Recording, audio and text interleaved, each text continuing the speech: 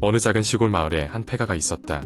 이 집은 마을 사람들 사이에서 저주받은 집이라고 불렸다. 오랫동안 비어 있어서 잡초가 무성하게 자란 마당과 낡아가는 벽돌 건물이 을씨년스러워 보였기 때문이다. 마을 사람들은 오랫동안 그 집을 기피해왔고 밤이 되면 그 주변을 지나가는 것조차 꺼려했다. 몇 년 전 한 가족이 도시의 번잡함을 피해 이 작은 마을로 이사를 왔다. 그들은 마을의 저렴한 부동산 가격에 믿기지 않는 듯했지만 결국 폐가로 불렸던 그 집을 구입하게 되었다. 가구를 옮기고 집을 수리하는 동안에는 별다른 문제 없이 보였다. 하지만 한 달쯤 지났을 때 가족들은 점점 이상한 일들을 경험하기 시작했다. 밤이 되면 누군가 집안에서 발소리가 들린다거나 문이 스스로 열리고 닫히는 일이 벌어졌던 것이다. 처음에는 바람 때문일 거라고 생각했으나 이런 현상은 점점 더 빈번해졌다. 가족은 불안해지기 시작했다. 어느 날 밤 가족의 막내딸인 수진이는 깊은 잠에서 깨어났다. 자신이 눈을 떠보니 방 안에 덩그러니 누워있었고 벽에 그림자가 수상하게 느껴졌다. 그 순간 갑작스러운 한기가 방 안을 가득 메웠고 그녀는 숨도 제대로 쉴 수 없었다.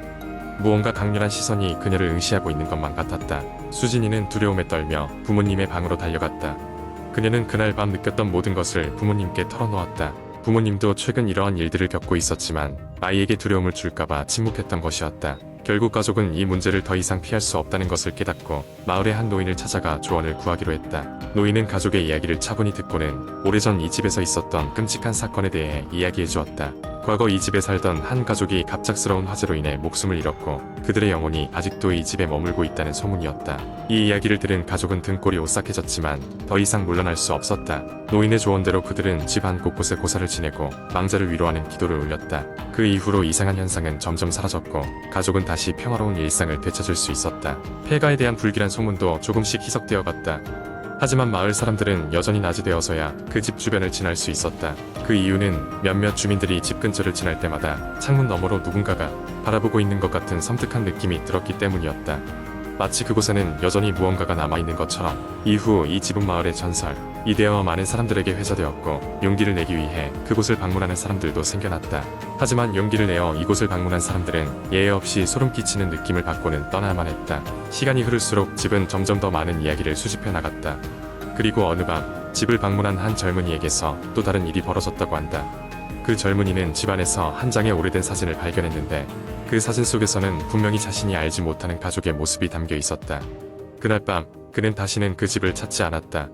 그래서 아직까지도 그 집은 마을의 미스터리로 남아있으며 사람들은 여전히 그 집에서 무슨 일이 일어났었는지 정확히 알지 못한다. 물리적으로는 아무런 문제가 없는 집이지만 그에 얽힌 이야기들은 이 집을 더욱 신비롭고 두렵게 만든다. 신경을 곤두세우고 있으면 정말 누군가가 당신을 지켜보고 있을지도 모른다. 두 번째 이야기. 어느 작은 시골 마을에 철수라는 한 학생이 살고 있었습니다. 그 마을은 인구가 적고 조용해서 마을 사람들 모두가 서로를 잘 알고 지냈습니다. 그래서 그런지 그곳에서 일어나는 작은 일들조차 금방 마을 전체에 소문이 나곤 했습니다. 어느 날 철수는 학교에서 돌아오는 길에 마을 외곽에 있는 오래된 폐가를 발견하게 되었습니다. 그 폐가는 오랫동안 방치되어 왔고 사람들 사이에서는 귀신이 나온다는 소문이 끊이지 않았습니다. 호기심이 많았던 철수는 친구들에게 그 집을 탐험해보자고 제안했습니다. 몇몇 친구들이 겁을 먹고 망설였지만 무언가 모험을 해보고 싶은 마음에 결국 모두 함께 그 폐가에 가기로 했습니다. 저녁 늦게가 되자 친구들은 손전등을 챙기고 폐가로 향했습니다. 집 근처에 다다르자 수풀이 빽빽하게 들어선 길과 쓰러져 있는 울타리가 보였습니다. 밤이라 그런지 더 적막하고 으스스한 분위기가 감돌았습니다. 집 앞에 도착한 그들은 잠시 멈춰 서로를 바라보며 긴장감을 풀려고 노력했습니다. 결국 철수가 앞장서서 낡은 나무 문을 밀어 열었습니다. 문이 열릴 때 낡은 힌지에서 기익거리는 소리가 났고 그 소리에 모두 깜짝 놀라 숨을 멈추었습니다. 안에는 먼지가 겹겹이 쌓여있고 창문은 오래전에 깨진 채로 덩그러니 남아있었습니다. 친구들은 조심스럽게 내부를 들여다보며 천천히 발을 들였습니다. 첫 번째 방은 거실 같았지만 벽의 벽지들은 너덜너덜하고 바닥 곳곳은 썩어 있었습니다. 이상하게도 방 한가운데에는 낡은 피아노가 놓여 있었는데 건반 몇몇은 빠져 있었습니다. 그때 철수는 어딘가에서 바람에 문이 닫히는 소리를 들었습니다. 순간 모두가 무언가 잘못됐음을 느꼈지만 벗어나기에는 이미 늦은 듯 했습니다. 친구들 중 하나가 괜찮겠지? 라고 물었지만 아무도 대답하지 않았습니다. 다음 방으로 이동할 때 벽에는 오래된 가족 사진들이 걸려 있었습니다. 사진 속 사람들은 아무 감정 없는 눈으로 그들을 바라보는 것만 같았습니다. 철수는 그 시선에서 눈을 돌리며 발걸음을 재촉했습니다. 방을 하나하나 지나가다가 마침내 바닥에 커다랗고 무심한 그림자가 드리워진 방에 도달하게 되었습니다. 그 방에는 오래된 나무 침대와 거대한 옷장이 있었는데 철수는 문득 그 옷장이 열려 있다는 것을 알아차렸습니다. 옷장 속을 쳐다보았을 때 철수는 그 안에 퀴퀴하고 썩은 듯한 냄새가 나는 물건들이 잔뜩 쌓여 있는 것을 발견했습니다. 그는 본능적으로 한 발짝 뒤로 물러섰고 그때 갑자기 옷장 안에서 뭔가가 쑥하고 튀어나왔습니다. 깜짝 놀란 철수와 친구들은 뒤도 돌아보지 않고 비명을 지르며 집 밖으로 달려 나왔습니다. 어느새 그들은 마을 입구에 도착했고 방금 전까지 느꼈던 공포가 아직도 몸에 남아 아무도 쉽게 입을 뗄 수 없었습니다. 그날 밤 철수는 집에 돌아와 잠들지 못했습니다. 계속해서 머릿속에는 그 옷장에서 튀어나온 말, 수없는 물체와 사진이 떠올랐습니다. 하지만 이상하게도 다음 날 아침 친구들 사이에서 전날 밤에 대한 이야기를 나누는 사람은 아무도 없었습니다. 마치 그것이 이야기에서는 안 될 금기처럼 여겨졌습니다. 시간이 흐르고 그 사건은 점차 잊혀져 갔지만 철수는 잊을 수가 없었습니다. 어느 날 철수는 동네 도서관에서 마을의 역사에 관한 낡은 기록들을 찾아보게 되었습니다. 그곳에서 그는 오래된 신문기사 하나를 발견하게 되었는데 그것은 그 폐가에 살던 가족에 대한 이야기였습니다. 그 가족은 갑작스럽게 사라진 상태로 발견되었고 그 사건은 미해결 상태로 남아 있었습니다.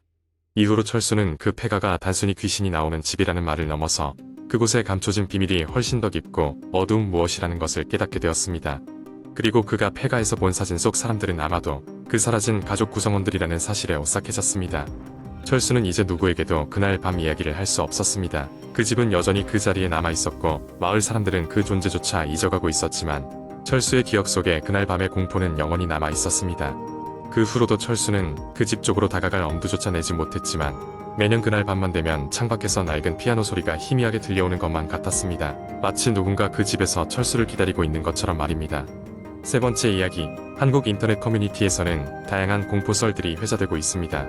지금부터 소개할 이야기는 내가 경험한 믿기 힘든 사건입니다. 이름은 밝힐 수 없으니 그 점 양해 부탁드립니다. 몇 년 전 나는 서울 변두리에 있는 작은 아파트로 이사를 갔습니다.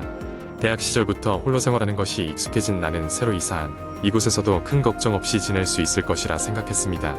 아파트는 꽤 오래된 건물이었지만 소년 시절의 꿈처럼 자유롭고 홀가분한 시작을 할 수 있을 것 같아 설렜습니다. 이사를 마친 첫날 밤 침대에 누워 창문 너머로 보이는 붉은 노을을 바라보며 깊은 생각에 잠겨 있었는데 문득 누군가가 나를 바라보고 있다는 이상한 느낌이 들었습니다. 고개를 돌려 창밖을 다시 살펴봤지만 그곳에는 아무도 없었습니다. 피곤해서 그런가 싶어 대수롭지 않게 남겼죠. 며칠 후 새벽 늦게까지 과제 제출을 준비하던 어느 날 밤 또다시 그 기묘한 느낌이 찾아왔습니다. 이번에도 창문 쪽을 보았지만 바깥엔 여전히 아무것도 없었습니다. 그때 문득 거실에서 작은 소리가 들려왔습니다. 우웅거리는 소리였는데 마치 아주 낮은 주파수의 전자음 같았습니다. 소리의 출처를 찾아가 보니 그것은 내가 사용하지도 않은 TV에서 나고 있었습니다. 화면은 꺼져 있는데도 이상하게 하얀 잡음이 스피커에서 흘러나오고 있었습니다. 케이블 신호가 문제가 있다고 생각하여 TV를 만져보았지만 아무런 변화도 없었습니다. 결국 TV 전원 플러그를 뽑을 수밖에 없었습니다. 그날 밤 이상한 소리는 그렇게 끝났고 나는 침대에 다시 누웠습니다. 그 후 며칠 동안 눈에 띄는 이상 현상은 없었습니다. 하지만 어쩐지 마음 한구석이 계속 불안했습니다. 그러던 중 주말에 친구가 집에 놀러 왔습니다. 함께 저녁을 먹고 이런저런 이야기를 나눴죠. 친구가 집을 둘러보더니 무언가 기묘한 기운이 감돈다며 농담 반, 진담 반으로 말하더군요. 나는 장난으로 받아쳤지만 그 말이 마음에 남습니다. 며칠 후 또다시 새벽 늦게까지 작업을 하는데 이번에는 벽에서 이상한 두드리는 소리가 들렸습니다. 처음에는 옆집에서 뭔가 작업을 하는 줄 알았지만 그 소리는 벽 틈 사이에서 뭔가 꼼지락거리는 소리로 변했습니다. 혹시 쥐라도 들어왔나 싶어 자세히 들어봤지만 소리는 점점 내 쪽으로 가까워졌습니다. 소름이 돋았지만 호기심 반 두려움 반으로 벽을 톡톡 두드려봤습니다. 그 순간 벽 반대편에서 똑같이 두드리는 소리가 들려왔습니다. 등골이 오싹해진 나는 곧바로 이불을 뒤집어쓰고 그 소리가 사라질 때까지 꼼짝도 하지 않았습니다. 다음날 경비실에 찾아가 벽에서 나는 이상한 소리에 대해 이야기했습니다. 경비원 아저씨는 특이한 냉소와 함께 다른 주민들도 가끔씩 벽 소리를 듣긴 했지만 특별한 일은 아니라고 안심시키려 했습니다. 하지만 그 표정엔 무언가를 숨기는 기색이 역력했습니다. 결국 나는 더 이상 경비원에게 믿음을 주지 못한 채 집으로 돌아왔습니다. 그런데 그날 밤 방 안에서 그 소리가 다시 들리기 시작했습니다. 이번에는 톡톡 두드리는 소리뿐만 아니라 벽 안쪽 깊숙한 곳에서 누군가의 목소리가 웅얼거리는 것이 느껴졌습니다. 그건 사람이 낼 수 없는 이상한 음조였습니다. 너무 두려워서 방을 나와 거실로 도망쳤는데 신기하게도 소리가 따라오지는 않았습니다. 다음날 용기를 내어 아파트 관리사무소에 방문했고 내가 사는 층의 구조도를 보여달라고 요청했습니다.